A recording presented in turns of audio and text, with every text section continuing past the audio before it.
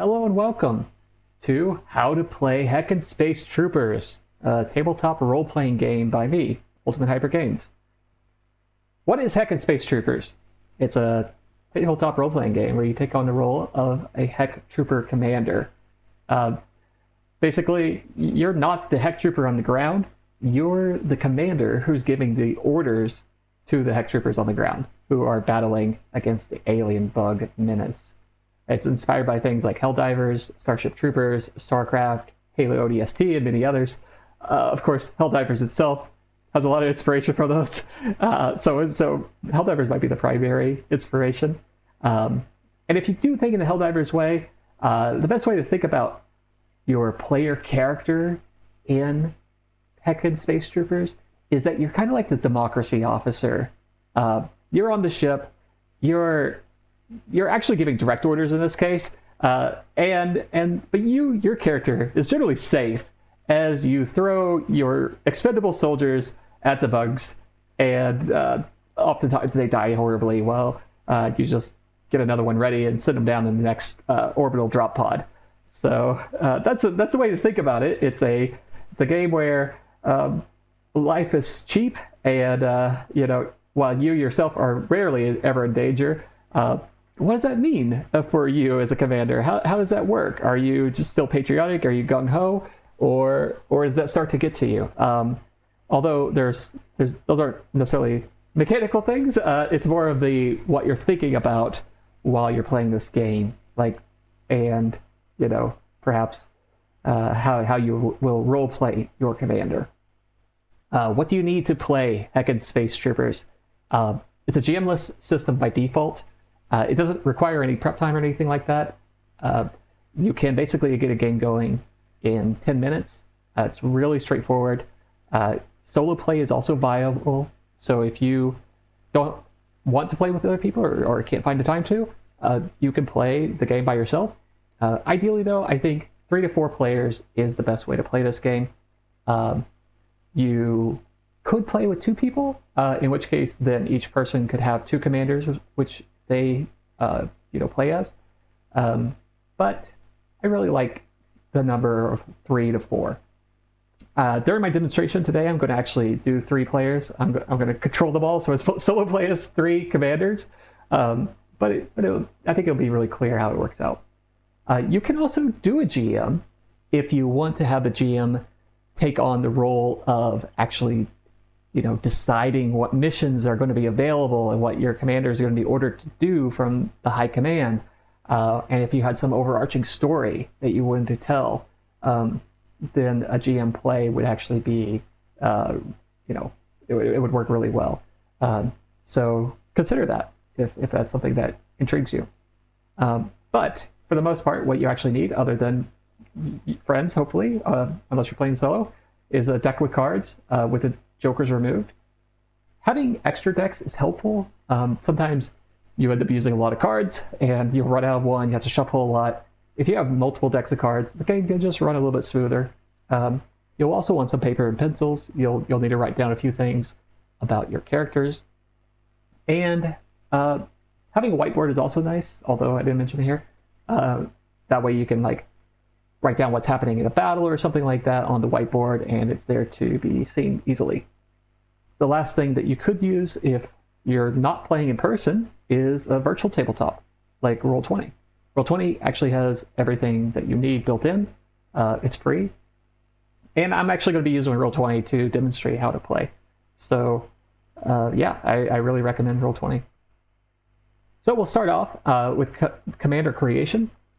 If you are playing the Quick Start Guide, you don't need to worry about this. You will just be playing as a light infantry division. And of course, no division of the Heck Troopers have any weaknesses. They only have strengths. And the light division is going to be the easiest to play as. You just basically, if you think about it, kind of comparing it to more traditional RPGs like D&D or something, the light infantry is like your fighter. You don't have a lot of special things going on, but you're good in fights. Really, the light infantry in this game just have the most Heck Troopers available per mission. And if you look at the other divisions, which are all in the manual, you have heavy infantry, which gives you a little bit higher firepower at the cost of having a bit fewer Heck Troopers to work with. The recon team has a very cool thing going on with using cards to change where certain events happen, and also certain things in battles. And then the psychics, they have this special psychic attack which can bypass enemy defenses, deal damage, and it's just a fun little mechanic where you have to predict something as if you're psychic. And yeah, there's some variation in play between them. So it's good if you're playing with others to have several different divisions represented. And then you also have a background for your commander. The war vet is someone who perhaps was a Heck Trooper originally and was promoted to become a commander. And so they know what it's like to be on the ground. They've been there before. And there's a mechanic. If you run out of Heck troops, you can send your commander down to fight the battle. Now, of course, your commander could die, in which case that's game over. But the war veteran, if is ever sent down, gets a pretty big advantage compared to the much greener troopers that you normally work with. The next background is the War College grad. The War College grad was someone who went to the equivalent of West Point. They became an officer immediately upon graduation. They've never actually been in combat, but they have been trained and taught and drilled into them all the ins and outs of tactical battles and how to give orders and that type of thing. So the War College grad has a little ability to swap out a card every turn, which might give you slightly better hands, which might give you better opportunities to use certain tactics. The political appointee is kind of a funny one. This is someone who perhaps should not be a commander, but because of their role in society, they get special treatment, and the political appointee will gain more medals and get promoted faster and will have access to more ships and more tactics in the long run. So, it's not necessarily directly in any battle, but they grow over time a little bit faster. And then there's the wild card. And the wild card is someone who is, really enigma. They're kind of a maverick. It's like you can't really pin them down. But they have a really cool ability where they could use the Ace of Spades as if it was a wild card, as if it was any card. And if it comes up in a battle, they can kind of swap out and pick up the Ace of Spades. So some different backgrounds. If you're not playing the quick start, they're all really fun, and they're hopefully interesting to you. All right, so after you've created your commanders, which of course you'll have to pick your background and your division, the next step before you start playing is to generate the mission. There are really 5 steps to this. It's really straightforward, but we'll just move on to step 1, which is to randomly select a primary objective, and you note any objective complications. So this is done with a deck of playing cards. You just flip over the top card, you look at its number and its suit. So, or maybe not number, but value. So, for instance, I flipped over the 3 of Hearts, and that would mean that I get the upload vital data primary objective. And with the heart as a suit, that gives the no complications objective complications.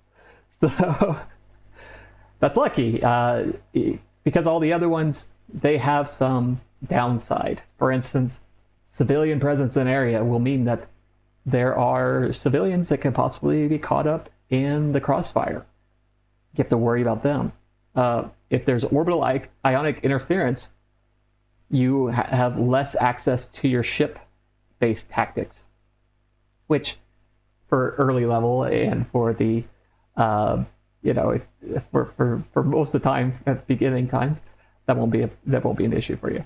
And then extra vicious. that one, it means that the enemies are stronger. So these are the things you got to look out for on the objectives. And then the next thing to do is determine how many secondary objectives will there be in addition to the shuttle extraction objective, which is always active. And the way I do this, and you can do this other ways, you can just choose how many you like. You can say like, oh, we're going to have 3 because, we're going to be playing for the next hour or 2. Or you could say like, let's just do it randomly, which is what I've done here. Any of those are fine. I would say you could choose the number if you wish, but don't go beyond 4. Never go beyond 4. That's too many. But I did it randomly, and I got a heart here, which I decided with 1, and that means there's 1 extra secondary objective.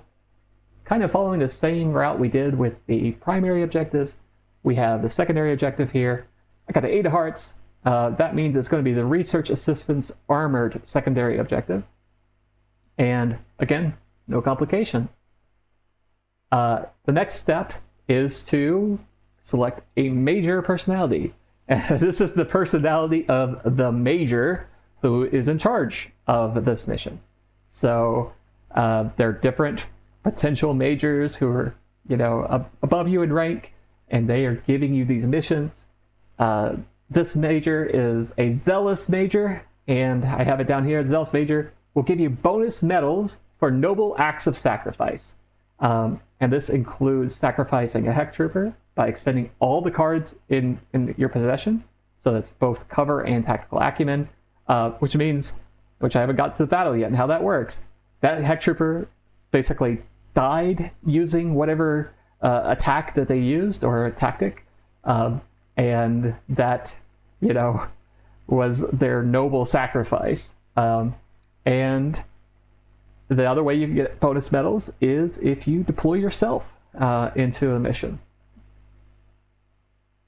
So, I should perhaps say the other ones. A bureaucratic major does not really care about secondary objectives. They don't give any bonus medals. And they also really care about civilians not getting killed in crossfire. The demanding personality, they absolutely require you to do everything on the mission. So normally the secondary objectives are optional. You don't have to do them, but the demanding personality requires that you do them. And then the bloodthirsty major requires that if you run into enemies, you kill them. So sometimes you don't have to. You can avoid them in certain ways, or you can retreat from battles. So those are some things to note about these majors. All right. So the last step is to determine what, if any, complications are in effect for the mission. You do this the same way. You reveal cards, but you'll set like, we want to have 2 complications for this mission. And the reason why you want to do this is that you want the game to be a little bit harder. You want to have a little bit of a challenge, or you want to progress faster, because you'll get more medals if you complete missions with all these complications. And that's it. That is the mission generated. So we have a primary objective of uploading the vital data, a secondary objective of the shuttle extraction, and the shuttle research assistance armored. And the major is a Zealous major. And that is the conclusion of the mission generation. So now we're going to jump into Roll20. And here's how I have everything set up whenever I play Heckin Space Troopers.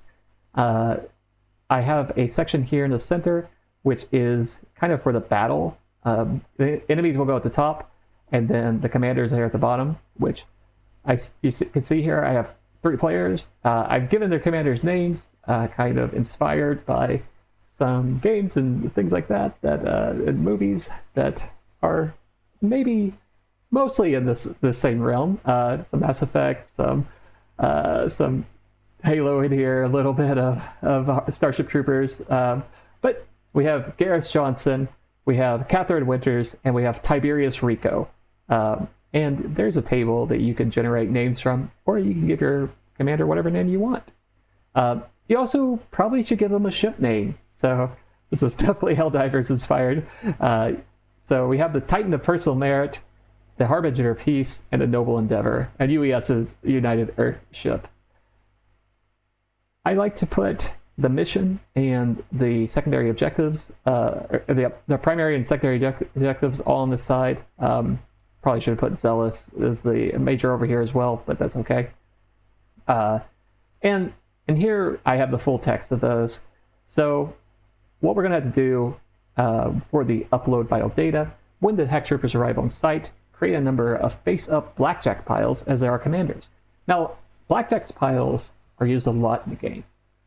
Basically, if you think about when you're playing blackjack, you have a pile of cards, and they have a certain value, and you're trying to get close to 21 blackjack. Basically, blackjack piles, they use the value of the cards much like blackjack would. So you can deal to these piles for certain reasons. The rules will tell you exactly when and how to do that. The pile will either be face up or face down. Sometimes they're face down and you don't really know what the value of those piles are, and you have to keep dealing to the cards, and you're kind of trying to hit some value, but there's not a guarantee you're going to hit the right value.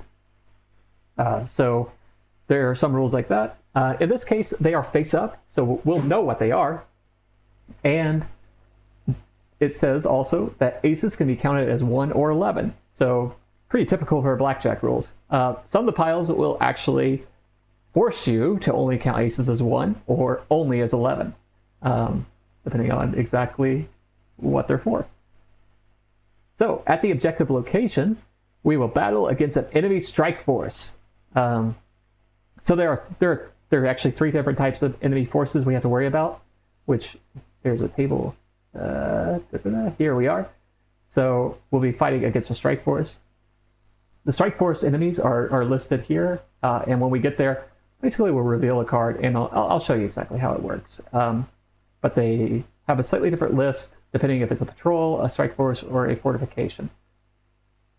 And what we'll do at this battle location, instead of drawing a number of cards you usually would, instead divide these cards into 2 groups.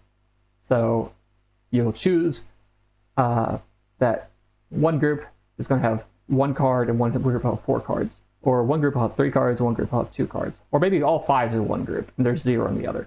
Any of those are fine. But one of the groups will be for the uplink piles. And you'll choose one of the cards, assuming there is 1 card in there, to go into a pile of your choice. So I think we'll play this out, and I think it'll become really clear exactly what it is. But that is a specific mechanic for this objective. And most objectives will have some type of specific mechanics that will change the game a little bit. The secondary objective is a shuttle extraction. I think we'll just run into that when we get there. And there's also this research assistance armored, which the thing about secondary objectives, other than the shuttle extraction, is that there's usually some benefit for doing them. So in this case, if we go and fight the armored enemies, for the rest of the mission, no more enemies will have the armored special. So basically, this is a R&D mission where we figure out how to fight them. And if we do it, then we don't have to worry about it in the future. This can be very useful because, you know, we're not particularly well equipped to deal with armored. We're all light infantry. We don't have the heavy infantry troopers with us. So we don't have a lot of things that can help us deal with armored. That said, this would be a really hard battle. So because it is optional, we don't have a demanding major, I think we're going to choose not to do this one. All right, so that's kind of the overview of the mission. And over here we have the enemies. So there are actually 13 different types of enemies. They all appear somewhere in this table. And whenever a battle starts, certain enemies will join the battle. And I'll show you exactly how that works as we get there. But we're not starting with a battle. So the first thing you do, every time you have a mission, the Heck Troopers are launched, They land on the ground, and then the commanders delegate where to order the Heck Troopers to march to. So we need to figure out the marching outcomes. So, as I said before, probably not doing the secondary objective. That means there's only one location which we want to march to, and that is the primary objective location.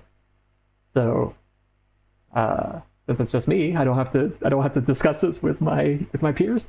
I will just decide that is where the Heck Troopers are going. Once that is decided, you flip over the top card to reveal it, and you determine what happens in the marching outcomes table. So it's based on the suit, and I got a club. It only matters as clubs, actually, and that means a point of interest is discovered. So points of interest. Points of interest in this game can be thought of as traps. They are bad things, and they are dangerous. So when Heck Troopers encounter these, there's a good chance some of them may die. So the first thing you do is you deal out one card for each of these columns. So that will be a 10. So that's a devouring, and a 7, glowing, and a 5, web-like. So the Heck Troopers have encountered something carnivorous, something that's web-like and glowing. And let's see how the Heck Troopers will deal with this. So each player who has each commander who has a deployed Heck Trooper, which is everybody, is dealt 3 cards into a blackjack pile. And if the value of these exceeds 21, their Heck Trooper dies. So Catherine Winters has a Heck Trooper who has died, and oh wow, lucky. So we only had 1 death here, and I'll reduce that. They'll deploy a new Heck Trooper to join the battle, and we can go ahead and get rid of these cards. So apparently Catherine Winters' Heck Trooper was a little too curious of the strange tendrils growing on the cave walls that they were passing through, and they got caught up in it, and they were taken away and eaten. But the others survived, and they made it through the point of interest. So that's how points of interest are run. It is an opportunity to discuss exactly, hey, what do you guys think happened here, and to imagine what the Heck Troopers on the ground have ran into. So the thing about marching is that it's a three strikes and you're out type of thing. But you can always reach the objective without running into things. So we'll do it again, and we'll see what we run into next. Objective is reached. So we got lucky, but if you were to get another point of interest and then an enemy patrol on the third attempt, or after the third attempt, should I say? So if you failed 3 times to reach the objective, you will be guaranteed to arrive on the last one. So you don't have to do it 4 times in a row. Otherwise, theoretically, you might be marching forever. You may never. Well, I guess if you just use the deck up, you're guaranteed to use all the other cards up. But you could have a lot of other things happen before you get a spade, unfortunately. All right, so we're going to do the primary objective. So that means we're going to be fighting an enemy strike force. So we'll deal a card out. Oh, that's lucky. So get the 2 of hearts, and that represents a scout. So we'll come over here, we'll grab a scout. The scout will join the battle. And we will also have the players join the battle, or the Heck Troopers. So when the Heck Troopers join the battle, each player is dealt 3 cards, and they choose one of these cards to go into their tactical acumen, and the others they choose one to go into the cover, and the others go into tactical acumen. So what is cover and what is tactical acumen? Cover is your defense. It is basically how good of a defense you're putting up You can think of it as the positioning of the Heck Trooper, that type of thing. And to get the best cover you can get, you want to have the best poker hand you can get. So, a pair is better than a high card. 3 of a kind is better, or 2 pairs is better than a pair. 3 of a kind is better than that. Straights, flushes, all the way up to a royal flush. So that's something to keep in mind when you're choosing which card to actually put into your cover. And we also need to think about the enemy that you're up against. So the scout is a flyer. A flyer has this special.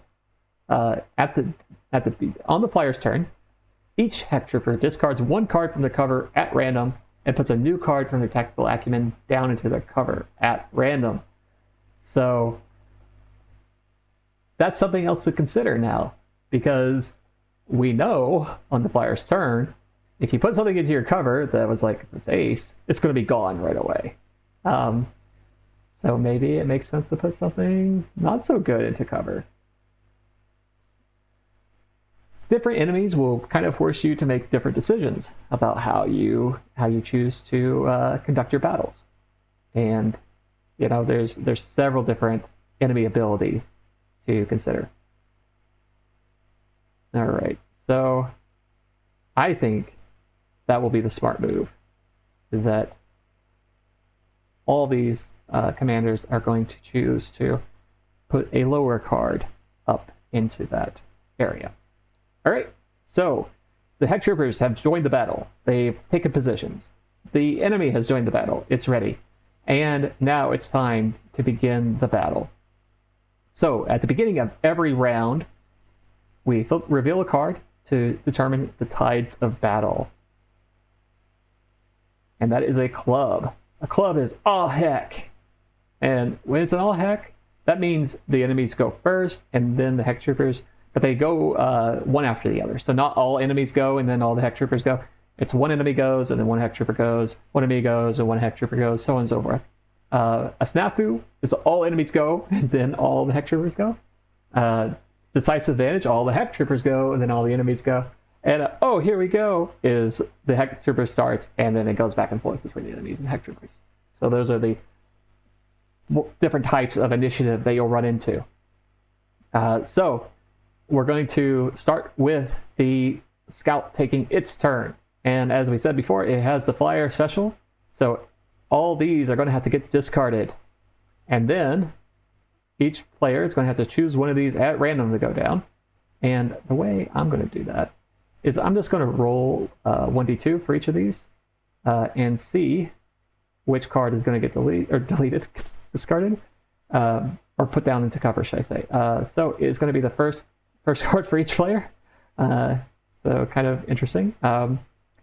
And these can go ahead and be sent away.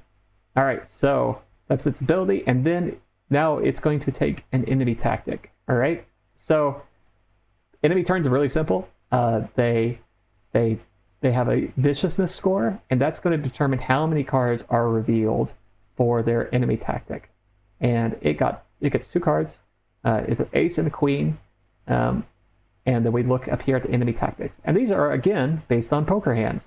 So for an enemy tactic to hit your Heck Trooper, the card has to, or this has to beat the cover of the Heck Trooper. And we also look up here to see what happens. All right, so a high card, enemy tactic, which is what it got here, so there's no pairs or anything, means that the Heck Trooper that's targeted will discard 1 card if hit. So the way targeting works is that the Heck Trooper or Heck Troopers with the lowest cover is targeted first, which means that Garrus Johnson here, his Heck Trooper, is being targeted by this attack. And it's going to hit. So that means Garrus Johnson has a choice to discard a card. You can discard cards from your tactical acumen or your cover, but you probably want to discard it from tactical acumen because getting cards into cover is costly. So he will discard this card. If you run out of cards, the deployed Heck Trooper dies. So that's something to keep in mind. So, pretty lucky here. If that would have been a pair, his Heck Trooper would have died here. But right now, they're holding on.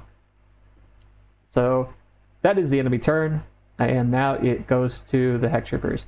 And then it would go back and forth between them because it was the all Heck, but there's only one enemy right now, so that means the Heck Troopers are going to act in a row.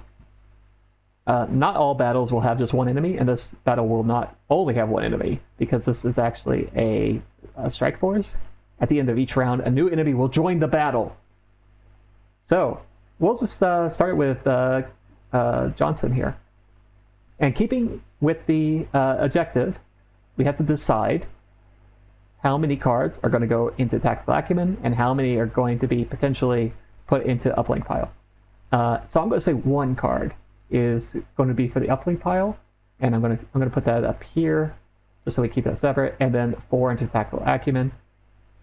And then per the objective, we get to pick one card to put into an Uplink pile of our choice. So I'm just going to say it's right here, and we're just going to put that up there. So that is good to go. All right. Now, looking at this hand, this Tactical Acumen and the cover, we can start looking at our basic tactics here. These are the abilities that all Heck Troopers know. If you have ships that will grant you new tactics, or if you've done certain secondary objectives, you can get more tactics to use in a battle. But these are the ones you always have. So there's the Bolster Defenses tactic. To use that, you discard one card, and then you'll send another card from your Tactical Acumen into the cover of into your cover or an ally's cover. So that's a very helpful one, a very, very important one. And right now, that might be the only thing that Garrus Johnson can order his Heck Trooper to do. The Hipfire requires a pair, and that means you deal one card of damage to an enemy of your choice.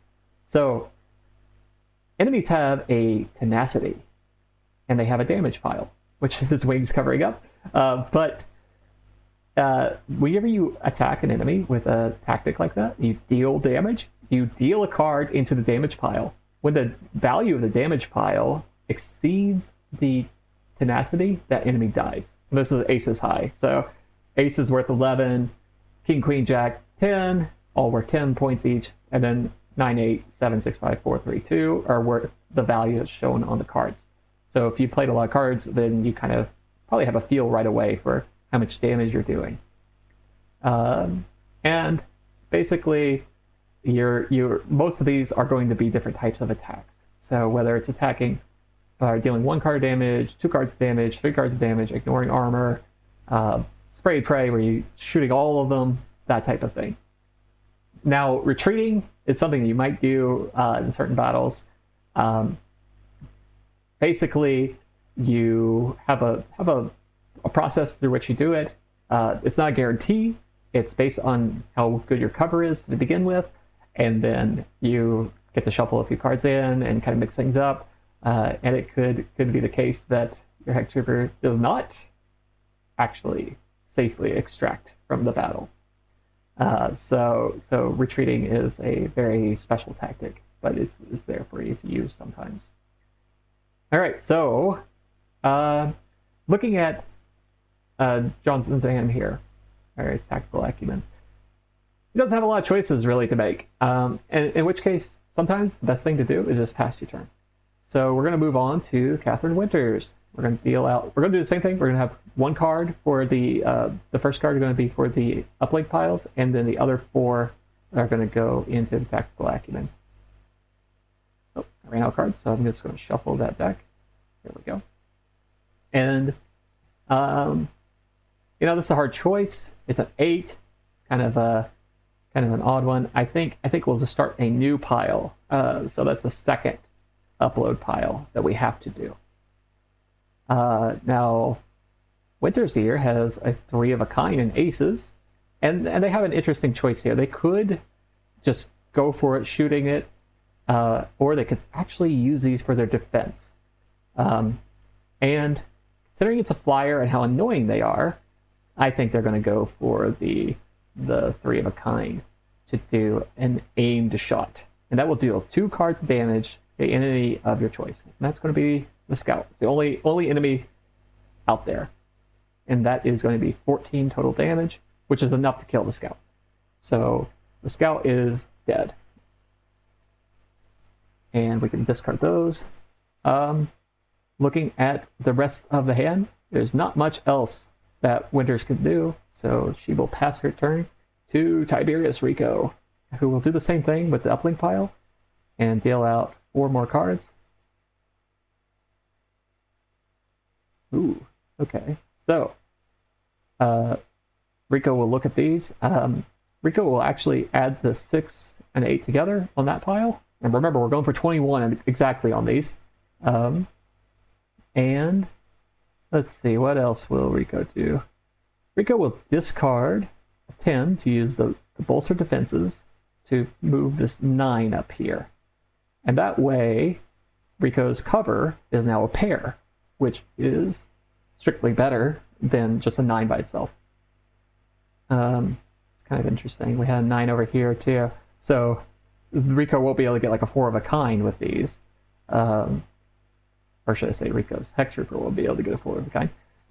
But maybe there's a little bit of flexibility to do some other things here.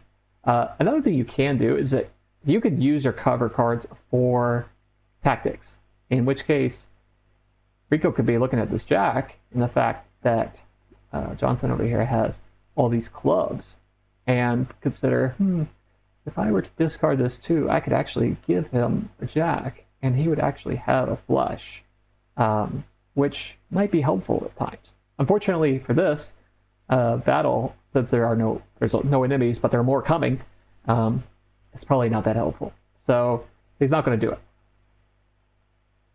All right, so this means it's the end of the round.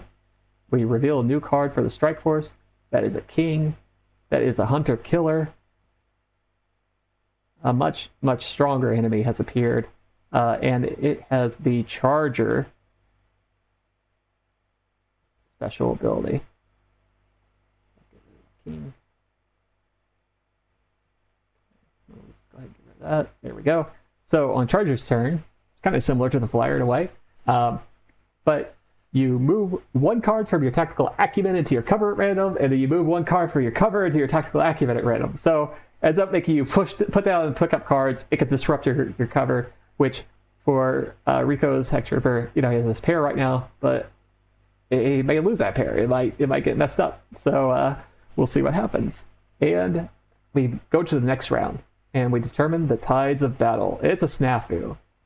For this Strike Force, that's not a big deal. The Hunter Killer is not... it's only 1 enemy. There's not a bunch of them. So hopefully the Heck Troopers can recover from this. But what's going to happen is that everyone's going to have to pick up one of these cards. And I suppose I should roll just to see what happens here. Flip a coin, shuffle the cards, whatever works. And then now we're going to determine 5 for that. This is the second one, so this 4 clubs will go down here. Oops. And what was it? 3, 4. Okay, Queen of Diamonds for Winters and 2 of Diamonds for Rico. Alright, so that's what their cover looks like now. And then it is the Hunter Killer's turn for is Viciousness, which Hunter Killer has a Viciousness of 8. That means 8 cards are dealt out, and depending on what those cards are, we will look and see what kind of enemy tactic occurs. So King, Queen, Jack, 10, 9, that's a straight. Alright, so a straight. All Heck Troopers are targeted. Discard 4 cards each if hit. Which they're all going to get hit by this because none of them have a cover that's better than a straight. You would need to have a full house at least to do that. And Garrus Johnson going to discard all 4 of these. Catherine Winters has to discard these 3, and not enough even. Will lose a Heck Trooper, and Tiberius Rico will discard these 3 and this one. So that really puts the Heck Troopers on the back foot. This vicious hunter killer has showed up, and he is wreaking havoc on them. All right, so moving on to the players again. Doesn't really matter who takes which turns. I'll just start with Johnson in this case. Sometimes it does matter. Certain divisions perhaps are better to go first, second, third, that type of thing. It's up to the commanders to decide which Heck Trooper goes first. You don't have to do it in the same order.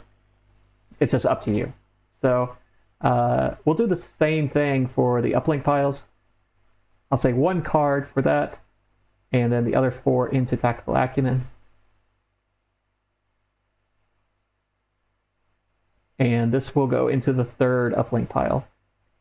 We'll just make that how that goes. Ooh boy, this is not looking so hot here. Johnson has very little to work with here. So he's probably just gonna have to pass. He could bolster defenses on the others or himself, but it'll just give a high card, and he'll have to lose a card to do that. This is what that would look like, for instance. And that just does not seem to be a very good play. So he's not going to do that. So we're going to move on to Catherine Winters. Now, I think they'll still do the same thing for the uplink file, just 1 up here, and then 4 into Tactical Acumen.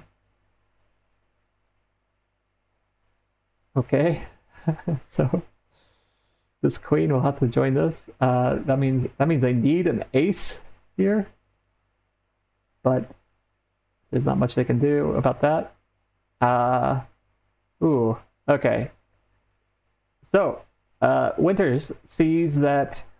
Oh, but there's a charger out there. So perhaps that's about. I was gonna make a play, but I don't think it's a good play. Instead of even bolstering their own cover, they're just going to stick around like this, and they're going to pass their turn. We're going to do the same thing. 1 card for the uplink pile, and then 4 for the others.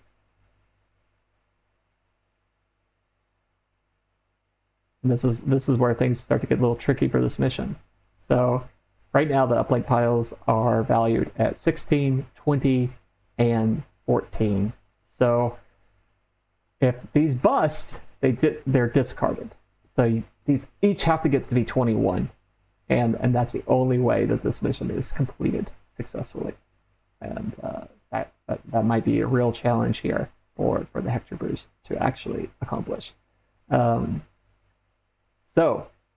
oh gosh, this is not going well for the Heck Troopers. They have gotten very unlucky with what they're drawn, and there's very little for them to do anything here. So Rico's probably going to follow suit and not try to do anything else. Perhaps they could do some bolstering defenses, but again, the charger with the effects of messing up the cover makes it a harder situation to work with. So we move to the end of the round, and a new enemy will appear, and that is a 7. That's a Bombardier. Here he is. Now the Bombardier has a special called Exploding. So when the Bombardier is defeated, it will explode, and it basically makes an immediate attack. It does an enemy tactic with 6 cards, regardless of what its viciousness actually is. So some enemies have a lower viciousness or a higher viciousness. In case of Bombardier, it's normally a 7, but it only gets 6 cards for its exploding ability. And there's the Replete, which has a much lower viciousness, but it gets 6 cards when it explodes, so it's actually pretty dangerous. All right, and now that we've determined that, we need to determine the tides of battle again. It's a diamond, so that means that the Heck Troopers will get to act first, and we get to decide who is going to act. Because Catherine Winters has the fewest cards and no cover, that probably means that this is the right choice. So we'll have Winters' Heck Trooper act first. Now we also need to be careful about the uplink piles. That is the paramount thing to accomplish here in this mission. The enemies are going to keep showing up.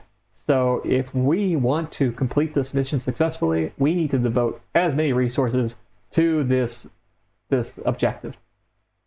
So I'm going to say that they're going to give up 3 cards to try to go for this pile. Oh my gosh. And then they're going to get shuffle again.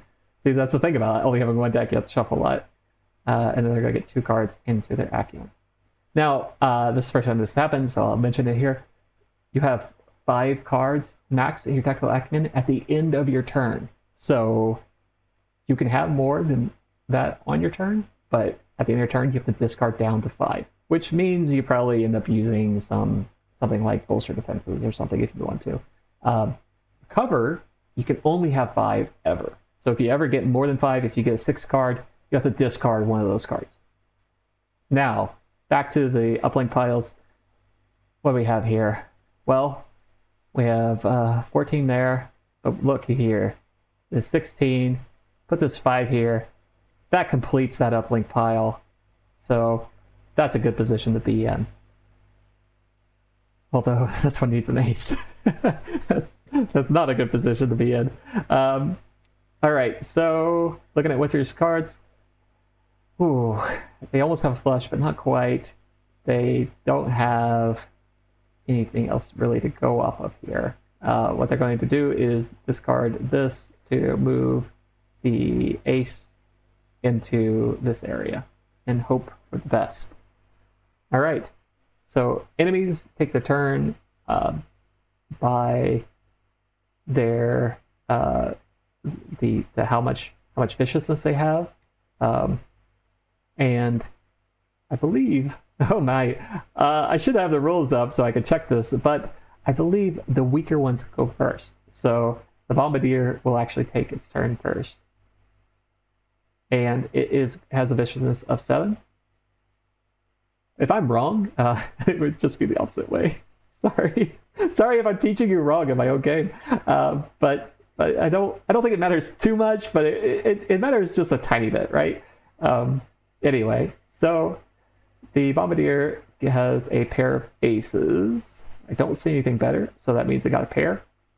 So with a pair, a single Heck Trooper is targeted and discard 2 cards if hit. And that looks like Garrus Johnson is going to, his Heck Trooper is going to get hit. He's going to discard 2 cards. He is going to go ahead and discard these 2 cards. So pretty lucky there. Maybe the Heck Troopers can turn this battle around. So considering that, we're going to go to Garrus Johnson, his turn, and he's going to choose 3 cards for the uplink pile and 2 into his hand. Oh no. Oh no! You know, man, that's really unfortunate. All right, so he has to choose one of these to go into one of these uplink piles, and I'm not sure what's worse. Okay, because this one is 14, right? And if that's gone, because the only thing that can really complete this is a 7.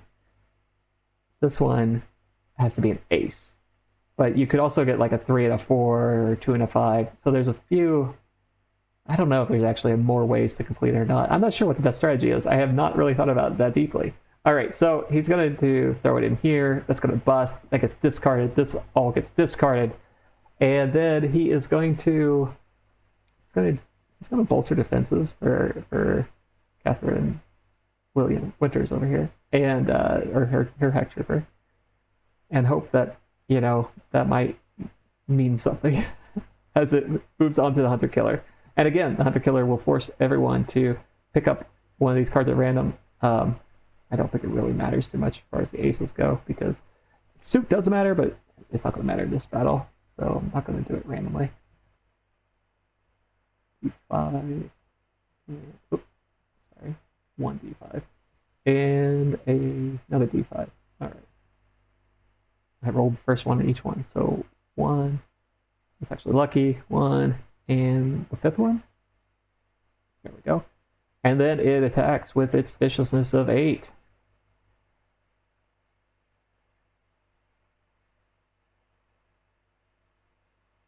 And wow, I do not see anything. Yeah, okay. So I just got a high card of a king, and a king is going to go after the single Heck Trooper with the lowest cover and discard 1 card if hit. And that's going to be Johnson. He's going to discard this 4. All right.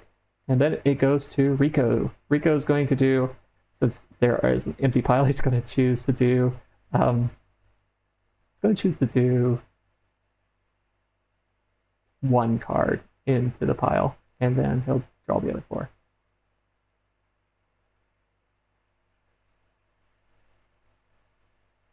Okay. So Rico has a lot of cards to deal with. Got a pair of 7s here. That looks good. Let's see if there's anything else. I don't really see much else to work with. They have 8. Okay. Yeah, he's going to use that pair of 7s to do a hip fire. And he's going to deal damage to the Hunter Killer. And we'll discard the 3 to bolster defenses for Winters. Give her that 4, because she has that other 4 there she could possibly use. Okay. And the reason why he would do that instead of just passing his turn is that he had too many cards. He would have to discard a card no matter what. Although he lost 1 card, it's at least in the hands of his ally. All right. It's the end of the round, and that means a new enemy will join us. So it's a Hornet. Hornet is like an upgraded scout. They have the same flyer ability, which maybe I won't copy it over there, but they are a bit of a pain. All right, and then we go to the beginning of the round, mini shuffle again, and we're going to have a club. That's all Heck. That means the flyer is actually going to go first. That means this is going to get discarded, and I'm going to have to figure out randomly. 1d3. Now the ace is gone. This 9 is gone, and then Winters gets this 8 of clubs up here, and Rico will get a jack. And then the Hornet will do its enemy tactic, which it gets 6 cards for.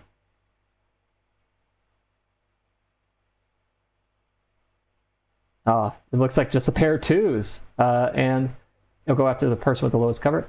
So when 2 Heck Troopers have the same cover, there's a tiebreaker.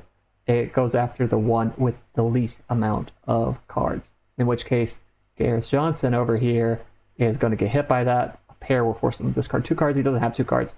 He will lose a Heck Trooper. He has 15. Now, you don't have to. You actually get your Heck Trooper on your turn. So if you don't deploy right away, if you don't take your turn right away, then that Heck Trooper is not out. In which case, maybe it makes sense not to have Gareth Johnson go until the other enemies attack. So he's not going to take his turn yet. Instead, I think we're going to go to Winters. And Winters is going to get 2 cards for the piles, and then we're going to get 3 cards for Tactical Acumen. And that means, oh boy, which is worse? I think put the 3 in here. I have no idea what's the best choice. It's gonna be something. All right, and then Winters is going to do a hip fire and deal a card of damage, and actually is going to go after the Hornet. And notice I used 1 card from cover, 1 from Tactical Acumen. And then let's see here. Winters is going to do something similar, going to bolster defenses to give Rico's trooper some hope there. And yeah, I think that will be Winter's turn.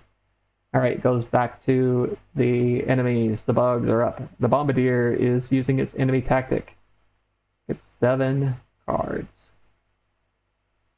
There's a pair of 7s. Ooh, 2 pair. So 2 pair. With 2 pair, that means that 2 Heck Troopers are targeted and they discard 2 cards each if hit. That looks like it's going to hit both of them, and they're both going to have to discard 2 cards. But the only 2 that are out are the only 2 valid targets. So discard, discard, discard, discard. All right. And then it goes back to the Heck Troopers, and it's going to be Rico's turn. Rico is going to choose, oh boy, 2 cards for the uplink pile, and then 3 down here. All right, so what do we have here? So that is 14, that is 17, that'd be 23, it's too many. Question is, 8? Sorry, 3 here. Do 6, that would mean you get a 5, there's already a 5 here. So neither one of them are particularly great choices. Maybe it makes sense just to put the 8 over here. So there we go. And now we're going to have, ooh, there's a hip fire to shoot at the Hornet. Oh, so close. All right. And then one more hip fire, shoot at the Hornet again. The Hornet is dead. So that's a total of 23. It's tenacity of 22. And, oh boy. We have, hey, this is a perfect opportunity to use that major personality, right? So we're going to discard the 1 card here to bolster defenses on Catherine Winters. Rico's deployed Heck Trooper dies, trying to distract the bugs to pull them away from Winters' Heck Trooper, and that will give us a bonus medal whenever we complete this mission because of the zealous major personality. So you might mark like something like zealous +1 medal, something like that.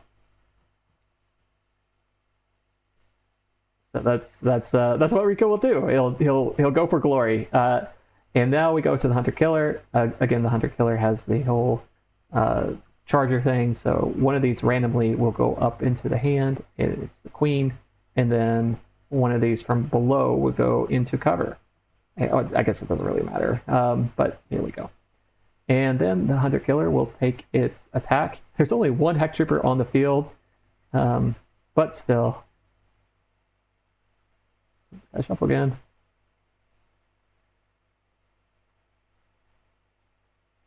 It looks like a pair of kings and a pair of 7s, so it's 2 pair.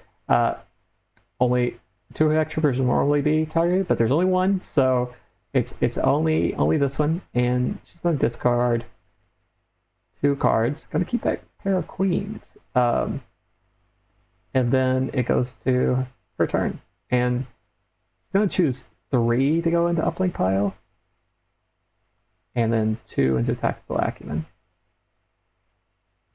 And now that is pretty lucky, right? So that's 17 right there. So actually the 4 will make us 21, right?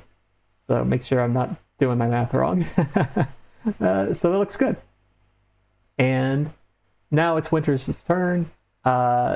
She will order her Heck Trooper to use a hip fire. So we got a couple queens there against the Hunter Killer, just trying to whittle it down a little bit. It's going to take a little bit more than that, but that's about all that she is really able and willing to do at this time. And then it goes to Johnson, whose Heck Trooper hits the ground. They're going to choose to do 5, all 5. No, actually, I don't think that would be legit. I think it just dies instantly. Yeah, maybe. All right, I like it because it's the whole yes. Zealous hit comes in. Okay, so Gareth Johnson's Heck Trooper is going to hit the ground and do everything he can to get that uplink set. So he is going to run in there with the bugs clawing at him the entire time to do whatever he can to get that uplink set properly. So all his cards are going to go for the uplink. And that's not going to work. so it doesn't matter what he puts in there; it's going to bust. So this uplink pile busts again, and not only that, he loses a Heck Trooper. So there are 14. But because of the noble act of sacrifice, there, the Zealous will give him +1 medal. So yeah, it goes to the end of the round. A new enemy will appear. It's going to be a 7. It's going to be another Bombardier, which I can just copy this one. And then we come to the beginning of the round. That's a 3. That's all Heck. That means the Heck Troopers are on the back foot, but they're not completely overwhelmed. So the Bombardier, one of the Bombardiers will go first. Does not really matter which one in this case.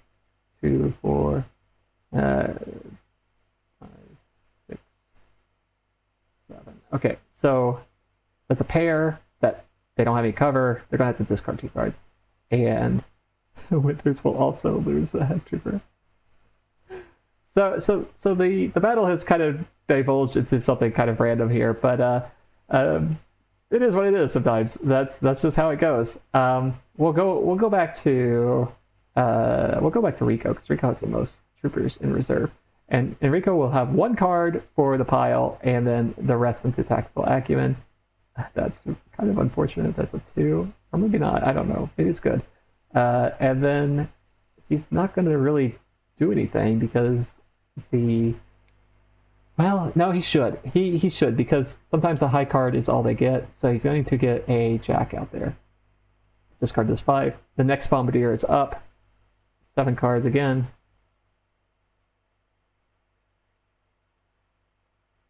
Final cards, right at the last one.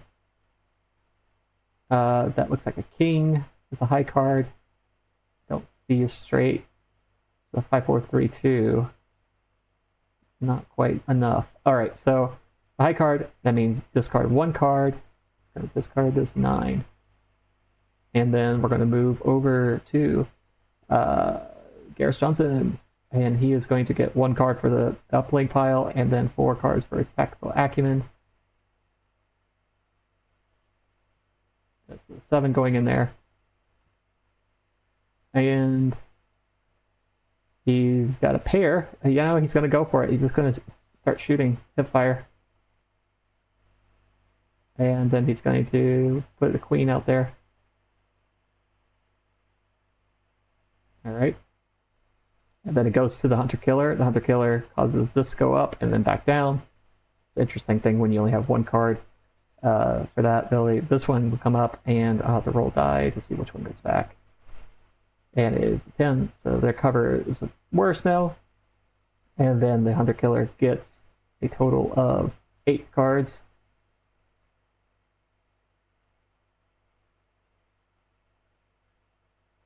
Looks like a pair of aces and a pair of kings.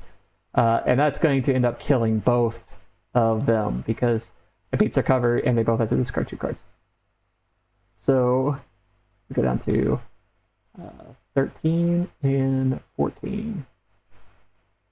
All right. Now Catherine Winters needs to take her turn. She'll do, let me think. It's a 9 right now. So let's do 1 card for that and then 4.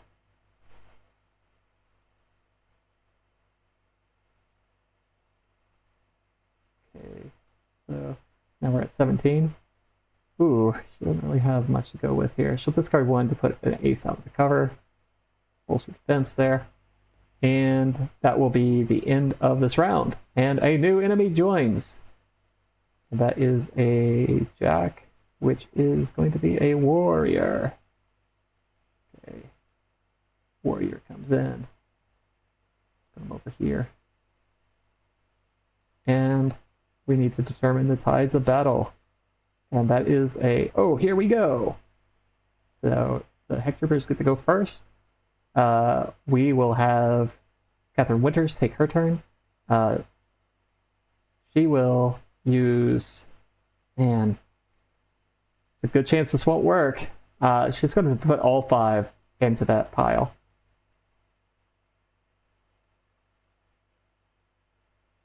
And we're looking for, we have a 17 right now, so 3 will work. Ooh, that's not great.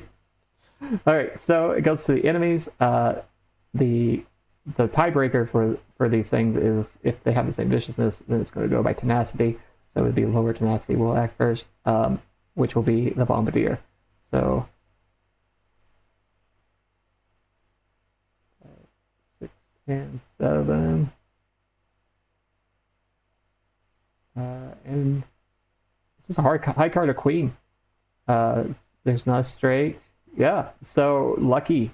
Catherine Winters' Heck Trooper is not killed by this. The Heck Troopers are obviously getting desperate here, so Rico is going to send in for 5 cards to try to get exactly what they need, which, how about that? Ooh, no, that's not great. It looks like they got a 10 there. An ace will put it right at 21.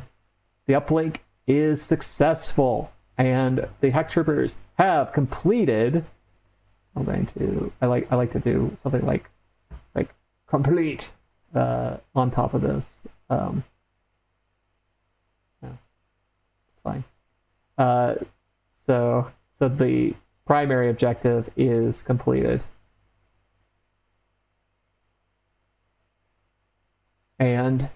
But the battle is not over. Some battles will just end once there is, there is this event, but others won't. Now, the enemies do stop joining the battle at the end of the rounds once the objective is completed on this mission. But what will the Heck Troopers do? They could retreat, or they could keep fighting. Right now, only Catherine Winters has any Heck Troopers out. They can also, I need to give this guy an extra medal for the noble sacrifice, and I don't think I did this.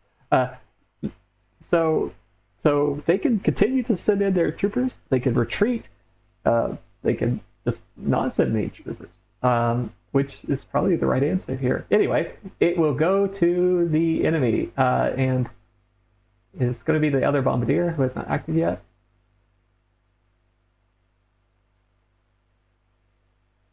And that looks like, is that straight? No, not quite. So they don't have anything. The king does not beat the ace. We'll go to Johnson. Johnson will choose not to send any troopers. It'll go to the warrior, which will cause some shenanigans with the cover system. It's a 1. So this goes up here, and then the warrior attacks. Also has a viciousness of 7.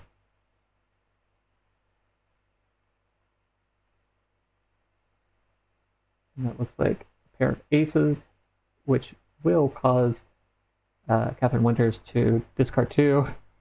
Actually, hang on. She would discard these 2 just to try to hang on, I guess. And then Hunter Killer cause this thing to happen, and then would inevitably kill that last Heck Trooper, who is not really noble sacrifice here, just left behind, as the other ones are like, yeah, we're not reinforcing him. So that Heck Trooper dies. Catherine goes down to 12. They choose to leave this battle. Mission completed, and the enemies overrun the facility by which they were uploading the data from, but it does not matter because the Heck Troopers completed their mission. They did it. So yeah, that would be the conclusion of the objectives there. And you could even say that like this is the end of the mission. There would be no reason to send in more Heck Troopers to try to go on the shuttle extraction. So in this case, mission completed.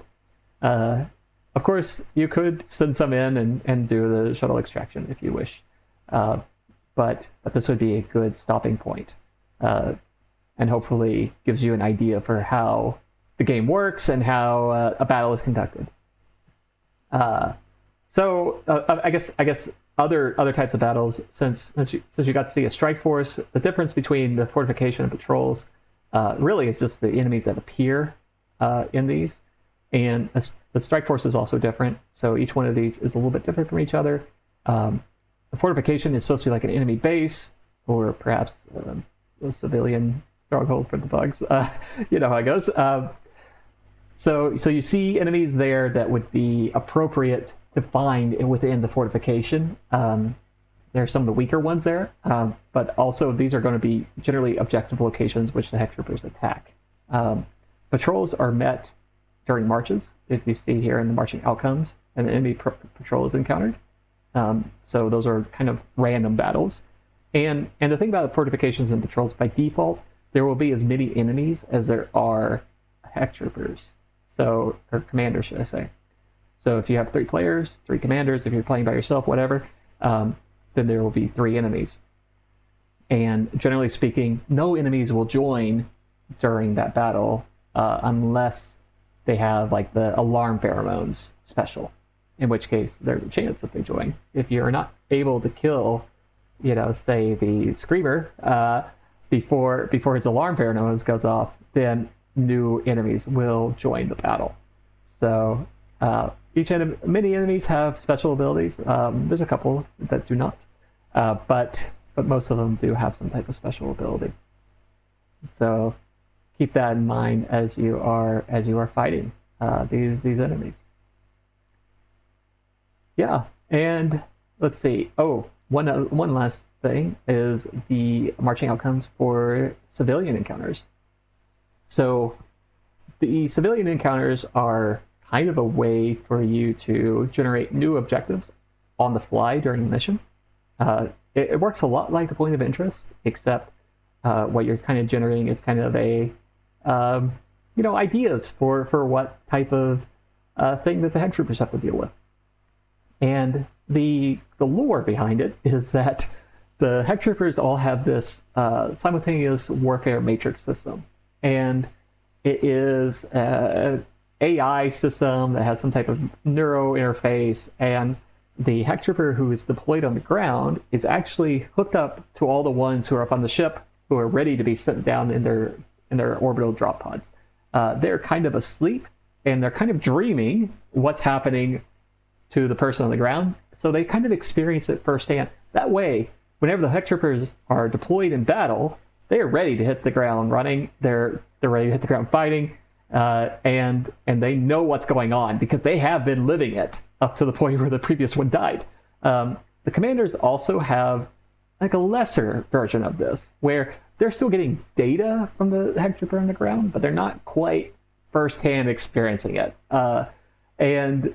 And what happens during a civilian encounter is that the Heck Troopers' swim system, the simultaneous warfare matrix system, swim system, it kind of has to be dialed down because we don't want the Heck Troopers, being these super soldiers killing our civilians.